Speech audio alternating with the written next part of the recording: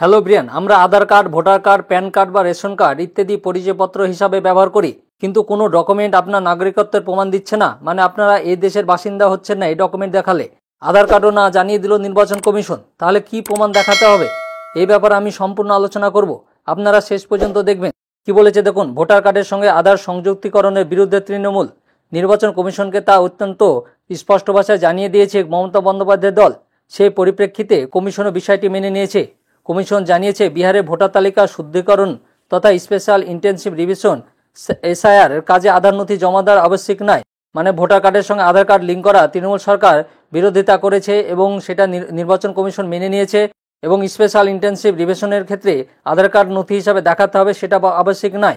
Voter কার্ডের সঙ্গে আধার সংযোগের বিষয়টিও বাধ্যতামূলক নয়। আধার নাগরিকত্ব বা বয়স ও জন্মস্থানের প্রমাণপত্র নয়, তাই ভোটার তালিকার সঙ্গে তার কোনো সম্পর্ক নেই। মানে আধার কার্ড হচ্ছে নাগরিকত্ব বা বয়স বা জন্মস্থানের প্রমাণপত্র হিসাবেও আপনার ধরা হয় না। তাহলে আপনাদের কি ধরা হবে? মানে আপনার জন্ম সার্টিফিকেট যদি থাকে তাহলেই আপনার সেটা জন্মস্থানের প্রমাণপত্র হিসাবে ধরা হবে, কিন্তু আধার কার্ডে বা ভোটার কার্ডকে সেটা ধরা হবে না। শুক্রবার কমিশনের শীর্ষ সূত্রে জানা গেছে, সম্প্রতি তৃণমূল কংগ্রেস যে 5 প্রতিনিধি কমিশনের ফুল বেঞ্চের সঙ্গে দেখা করেছিলেন, তারাই ভোটার কার্ডের সঙ্গে আধার সংযুক্তিকরণের প্রবল প্রতিবাদ করেন। রাজনৈতিক মহলের মতে কমিশন কৌশলে তৃণমূলের অবস্থানকে নিজেদের সপক্ষে কাজে লাগাতে চাইছে। বিরোধীরা সরব হয়েছে স্পেশাল ইন্টেনসিভ রিভিশনের ভোটার তালিকার নাম তুলতে কেন বা মার আধার গ্রাহ্য হবে না।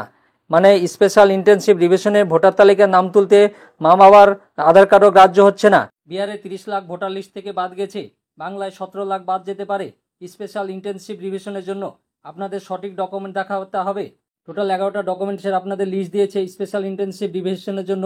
সেগুলোর মধ্যে আপনাদেরকে দেখাতে হবে, আপনারা সঠিক ডকুমেন্টটা দেখাবেন।